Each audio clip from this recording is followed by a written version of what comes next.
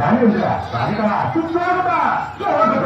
ನಿನಗೆ ಶಾಂತರಾದ ಇಷ್ಟೊಂದು ಆಗ್ರಹಗಳಿಗೆ ಸಹೋದರ ಮುಚ್ಚವಾಯಿತು. ಸಹೋದರನಂತೆ ಸಹೋದರ ಪ್ರಾಣಿಗಳ ವೇಳೆಯಲ್ಲಿ ಅಂತಃಪುರವನ್ನು ಪ್ರವೇಶಿಸಿ ಗರ್ಭಿಣಿಯಾಗಿದ್ದ ನನ್ನ ಪತ್ನಿಯನ್ನು ಎದುರಿಸಿ ಗರ್ಭಪಾತ ಮಾಡಲು ಪ್ರಯತ್ನಿಸಿದ ಸುಳ್ಳು ಸುಳ್ಳು.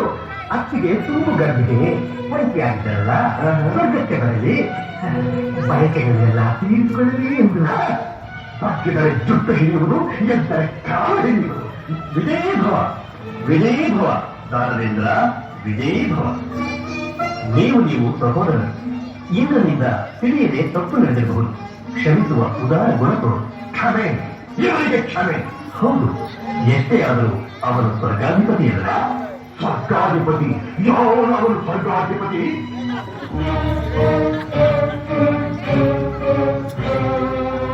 ಸ್ವರ್ಗಾಧಿಪತಿ ನಾನು ಎಲ್ಲರೂ ಹೇಳಿ, ಸ್ವರ್ಗಾಧಿಪತಿ ದೈತ್ಯ ಚಕ್ರವರ್ತಿಗೆ, ದೈತ್ಯ ಚಕ್ರವರ್ತಿಗೆ, ದೈತ್ಯ ಚಕ್ರವರ್ತಿಗೆ, ದೈತ್ಯ ಚಕ್ರವರ್ತಿಗೆ, ದೈತ್ಯ ಚಕ್ರವರ್ತಿಗೆ, ದೈತ್ಯ ಚಕ್ರವರ್ತಿಗೆ,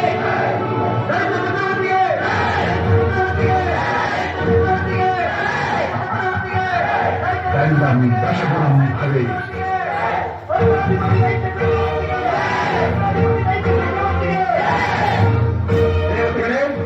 ಇನ್ನು ಮುಂದೆ ನೀವೆಲ್ಲರೂ ಮಂದಾರ ಪಾರಿಜಾತ ಪುಷ್ಪಗಳಿಂದ ನಮ್ಮ ಪಾದ ಪೂಜೆ ಮಾಡಬೇಕು. ಯಾರು ಹೋಗುತ್ತಿರುವವರು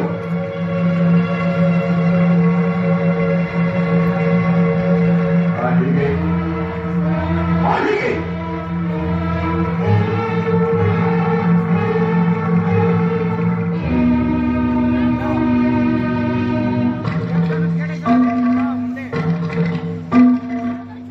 ಅಣ್ಣಯ್ಯ, ಸಹೋದರ, ಇವಳು ನನ್ನ ಪತ್ನಿ ಸಜೀವಿ. ಇವಳು ಅಡಿಗೆ ಹೋಗಿಲ್ಲ ಮರಿಬೇಕಿ.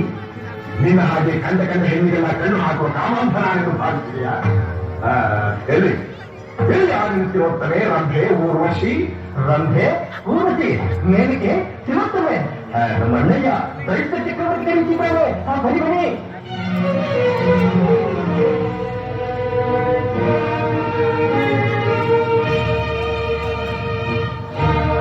ನೀವೇನೋ ರಂಭೆ ಊರ್ವಶಿ ಮೇಲಕ್ಕೆ ತಿರೋಗ್ತದೆ.